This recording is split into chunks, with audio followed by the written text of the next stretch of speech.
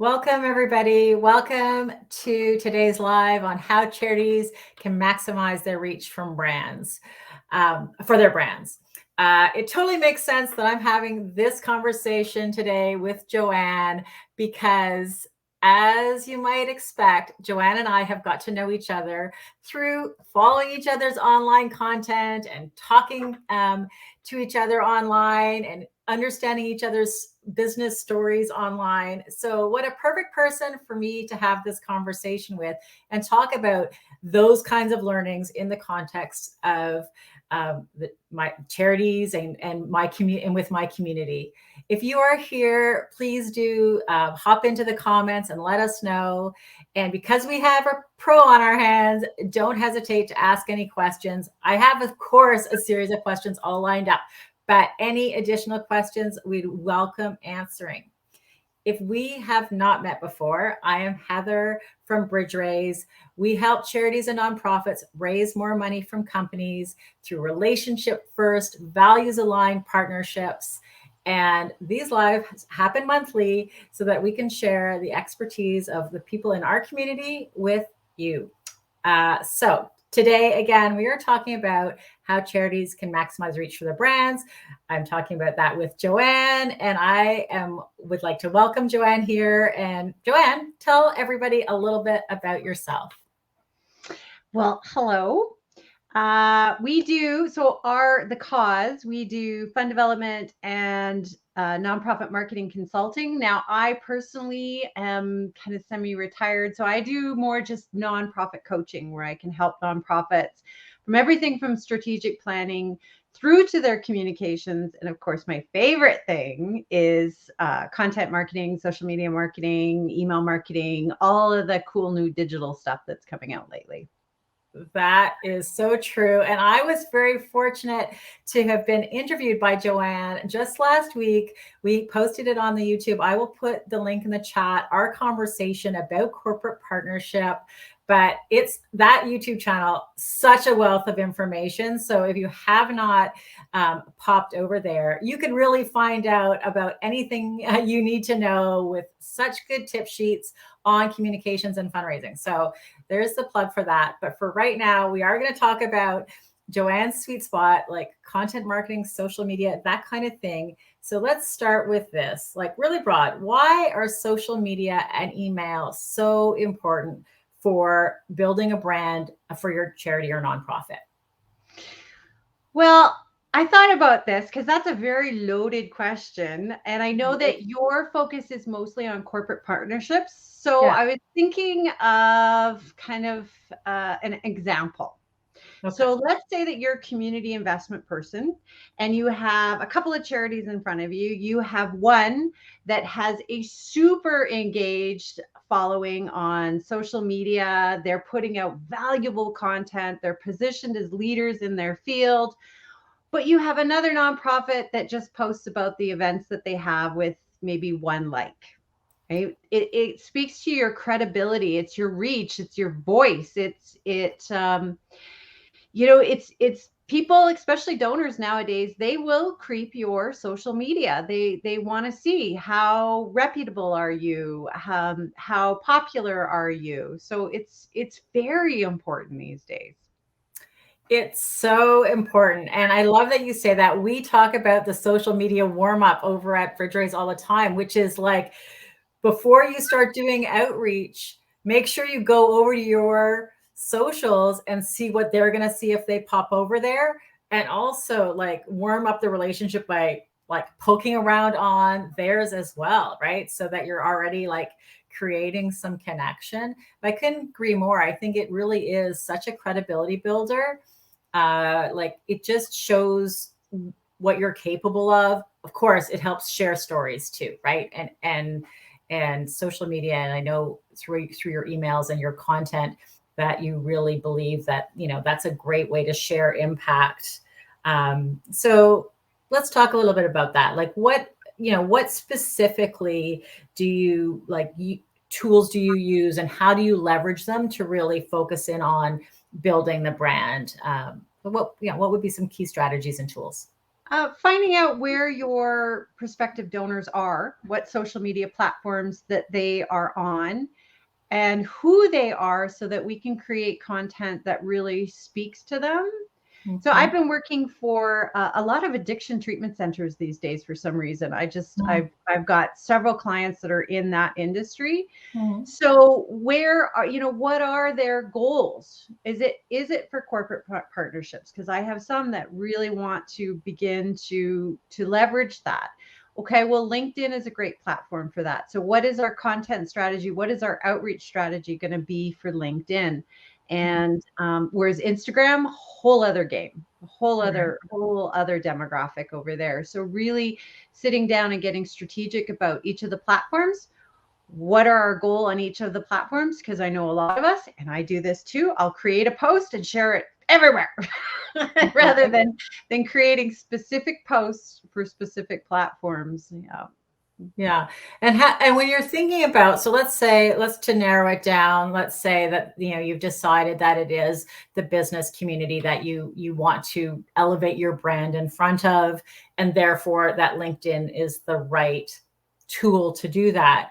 What are some ideas that you would present to a charity or come up with them of the types of content that generally resonate on that platform when you're a charity, and you might be used to sort of more email or speeches at an event as the way to communicate your story?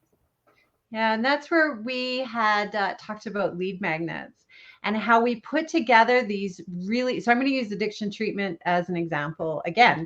Perhaps we would put together relapse prevention plans that we could post on our social media that gives us a certain amount of credibility. We're putting valuable resources out there to the community. It helps position us. But then when people go to download it, we're capturing their email addresses so we can help build up our email list. But then when we send out the email, we have to be very strategic about that.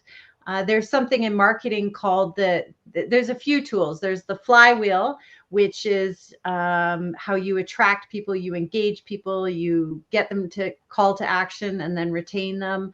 There's the funnel method as well, but it's just a matter of how do we put this information out there to provide value for our community, and then follow that up with some really great inspirational stories, and just spacing our content out so that we're providing value, we're educating, we're inspiring, and then we can do an ask. So if you're a corporation and you are on somebody's LinkedIn and you're seeing that we're not just saying come to our event, we're providing resources for the community, we're advocating for the community, we're telling stories in the community, then it's a little bit more, again, it's positioning. You just look like leaders, and you are leaders in the field because you're doing all that work. Sure. I just want to back up for a second, because some of the people on might not totally know the term lead magnet. We use that very frequently within the sort of business community, and certainly the small business community. Let's describe it. Really describe, what do you mean when you say lead magnet?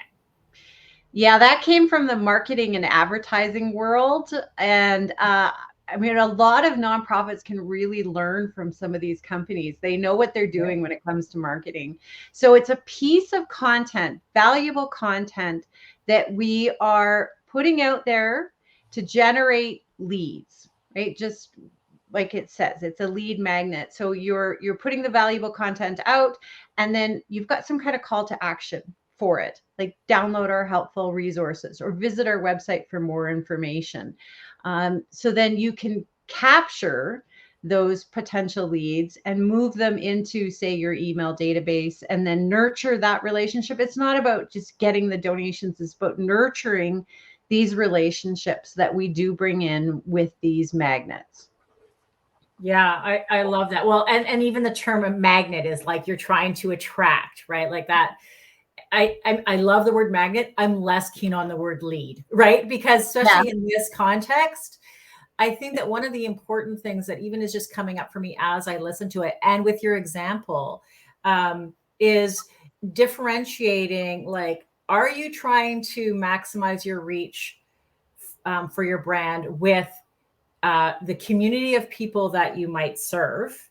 So when you gave that example, I'm thinking, okay, well, that's really a lead magnet that might attract people who need the services of that organization. And that lead magnet may be different if who you want to attract is supporters of the cause, right? Like, so like making sure that your lead magnet is, you identify which kind of lead you're trying to maximize your connection with. Uh, and that the lead magnet relates to that. So I imagine there's a fair bit of strategy and like sort of thinking that through. There is. And then that we could go down a whole other rabbit hole about segmentation and Yes. yeah, but always keeping in mind that ultimately we want to nurture. So going back to that example, let's say that they put out this great document and I go in and I download it. Now the next piece of information that I get is come to our event. Well, no, nurture me, right? Show me some stories behind the scenes and using that whole fundraising process. So we may have taken this from the marketing world, but let's apply the fundraising skills to it. To nurture and encourage the donor on their journey with us, or a corporate sponsor on their journey with us, or even one of our clients, the people that we serve. How are we going to bring them on a journey with us? Yeah, it's so true. I mean, we talk so much about relationship building in the nonprofit sector, but when it really comes down to it, like what are the activities that are part of that? And what you're describing really fits that, right? Like first we have to attract the people to our community, our cause, our organization. And this lead magnet is a strategy to do that. It's one that works, well in social media in particular. And then what happens? And if you go from there to then asking for money right away, then you've really skipped that whole nurture relationship building part. That, then it kind of makes your magnet very, I don't know, a little slimy, I guess. I mean, I want the magnet to be like a signal of ongoing value in relationship, not a signal that the second I do that, I'm about to get solicited. Yeah. Yeah, that link that I accidentally shared with you before I sent the actual link, that's about that. That's about that. And feel free to share that with everyone. Because that's about, you're using social media, you're using all these digital platforms to attract. So Right. yes, what is the next step? How do we take them from the initial attraction to engagement? Right? To wanting to learn more, getting curious, to ultimately to driving some kind of action with us, and then retaining. How are we going to take them on to that long-term loyal supporter? Absolutely. So for anybody who is listening right now, I will put 2 links in the comments and in the event description of some amazing downloads that Joanne has created for you that will help you build lead magnets, will help you understand this funnel option and how that could work for you. So thanks for being so generous with our listeners. For those documents, I will be sharing them right after this conversation. Please, again, if you have any questions, do pop them in the comments. Okay, so I was going to move to like a little bit more tactics on the lead magnet. I know it's in the download, but could you give me a couple of highlights on, what kinds of things you do to decide on what your lead magnet? I can imagine kind of on the charitable side, they might get really stuck on like what this thing should be. What are some strategies you use to help a charity or nonprofit decide on a lead magnet? Well, we all have our mission. So I would go right back to the mission. I would start right there. Are you an animal welfare organization? And then what are your goals? what is it that you want to achieve, and who is it that you want to attract. If we look at that funnel again, and take it from there. It can be anything from tips and tricks to quizzes. I've done quizzes before. I do a lot of work in the mental health space, so mental health checks and bipolar checks, things like that. And there's so many tools online nowadays. I absolutely love it. If you have something you want to create, chances are there's a platform that will help you create it. And a lot are free. I mean, look at Canva. Canva is a perfect example of a resource that can be free. Yeah, absolutely. And they have templates for literally lead magnet. If you put that in there, or terms like that, tip sheets, you put tip sheet in there, up will come some examples. You can change it around. I mean, I can't because I am Canva challenged, but I know lots of people can do that. I wanted to just as a aside for people, most of the audience building we're talking about is not directly corporate audience. That's okay. What I want you to think about when you're thinking about some of this is how valuable building your audience is for the corporate partner. So instead of thinking as much about our conversation today from the perspective of as a way of bringing corporate into your community, think about it more from the perspective of the assets that you then have. So even the lead magnet itself, I've seen many times in organizations, resources that companies have paid that or supported the charity to build, turning into a lead magnet. So to your point, you might have a program partnership with a company, and a company has supported your organization in building some mental health resources in your organization. And then you use one of those as your lead magnet, and it can say, the development of this was supported by the following charity and following company, and that can give the company some visibility for their support of your organization. So that's a nice asset. Another option is, like, in general, the size of your audience can be valuable to a company. So if you're actively growing your audience through a lead magnet and you're getting a bigger email list, that can be valuable as well. So in terms of like connecting this conversation back to like corporate partnership, both of those are really valuable ways that this work can connect to building more corporate revenue for your organization. And same applies with social media. So if you're taking these, because we have a thing where we like to take long form content and put it into all kinds of short form content, so that we're not it's you basically half the work, right? Yeah. So you would take your checklist and turn it into a social media post that's providing value. Because quite often with the clients we work with, we really want to see them providing value to their social media followers. So ask yourself, why would I follow our organization? Right? What are you giving to your subscribers? And because again, it should entertain, inspire, or educate.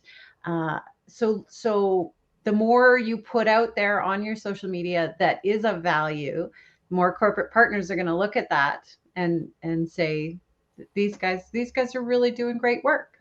Yeah, I love that filter. Let's just recap that again. When you're thinking about your social media content on your nonprofit or charity page, every post should do what? Can you just recap those things again? Educate, inspire, or entertain. Yeah. Right. Educate, inspire, or entertain. And certainly the lead magnet and breaking that into little posts, that's a real opportunity to educate. Can you give me a great inspire example? Oh, that would be your stories. Definitely your stories. Yeah. Yeah. And I have to admit, like I haven't seen as many great posts sharing stories. Do you have any suggestions about how to do that in a way that really, brings in the audience? For example. Yeah, each platform is a little bit different. Okay. One of the things that I'll often do, because captions are easier on Facebook because they come up on the top, but on Instagram, I'll quite often put a really impactful headline and then an arrow. emojis, right? Yeah. As a cue to read a little bit more. So Right. maybe it's a picture that of one of our programs, but I really want to use that first little line in the caption to kind of draw people in, because that's where we can really tell the story. Or videos. I mean, videos are great. Videos are tough because a lot of people play their social media with the sound off. So you want to make sure to use captions. But again, that first thing that you say, that first second is so important to get people to stop and then stop and turn their sound on. Right. Yeah. I honestly, like, as a person who does sort of spend a fair bit of time on social media, I find if I really want to, yeah, like I'll listen to, like, I'll watch it once and then I'll like turn it on to make sure and like listen to it again, especially if it's short enough, right? Which comes back to like the short, impactful, like how can you tell this story briefly? And I think for many nonprofits that I speak to, one of their challenges is too much detail. They really want to tell the whole story. And so that's to me another connection between social media and email. I know that you really do believe in the value of email as part of this flywheel or funnel. And that's where some more detail, that's what I'm thinking anyway, that, highlights on the social media post, and then you learn more if you join the email list. Is that how you would do it? Yeah, I completely agree with you that there's too much information. There is okay, Chat GPT. Yeah. Yeah, let's talk AI, right? I Yeah, mean, yeah, more and more people are using it in this area in particular. Shortening and lengthening things is a yeah. great chat GPT task. Tell me how you're using it in this context. So I will quite often do a brainstorming session with a client and pull out the really impactful words that I like and what they do. And then we'll use Chat GPT to help scale it down, scale it, like make it shorter, make it shorter. But keeping those words in mind so that we can come up with these value propositions, these short, here's who we are, here's what we do, here's how it impacts and why it's so important, in just a sentence or two, right? To get that tweet type to, well, X now, whatever. Yeah, yeah, But to get that little bite-sized piece that yeah. can capture that attention. Yeah, it's true. I mean, I don't know how many of the people listening have played with Chat GPT yet, but I definitely recommend it. And I have been a little bit, and certainly for one of the things I find is that definitely the first version that they give you is way too long. And in coaching Chat GPT on shortening things up and like saying less is one of the things. And sometimes you have to ask them a few times. Thanks, Becky, for jumping in. Yeah, the concise, actionable ideas is such a great way to use Chat GPT. So I hope we are inspiring a few more people to test that out, because I know efficiency is so important for organizations, right? When they're building these things. Yeah. Yeah. Yeah. Yeah. One of my favorites is I'll write the story Mhm. really quickly and kind of get all the detail in there. And then I'll go into Chat GPT and say, turn this into a heartwarming, whatever those emotions are that I want to create. Does a fantastic job. I always have to edit and always double check and then put the brand voice on it. But Yeah. it's a huge time saver. Yeah. Well, it really is. I talk all the time with people about, how great it is to have templates and swipe files. And in this case, like a draft, and like react and improve from there. And if we can spend most of our time on, improving and editing to make it, really align with our own voice and our own organization, and less time like on the first draft, that is, I think, really good use of our expert time. Our expert fundraisers who are all listening here is time on this. We only have a few minutes left, so I just want to make sure that everyone listening gets the most important tips. So if you were going to recommend like one key strategy that people could implement to maximize their reach, what would be your suggestion? What is one thing they should go away and do? Down, it's engage. Okay. Engage. So LinkedIn just changed its algorithm, and engagement is going to play a huge part of that. Yeah, engage, comment, like, like back other organizations, just engage. This just posting and then walking away doesn't do anything for you. It Right. doesn't. Yeah. I mean, I don't want to discourage people. I'd rather that they do that than nothing, so that, to our starting point, when someone goes and looks, they see something there. But I could not agree more. The value is really in the conversations, the back and forth, the asking questions, and setting up answers. With that in mind, if you are watching this on replay, please do feel free to put questions in.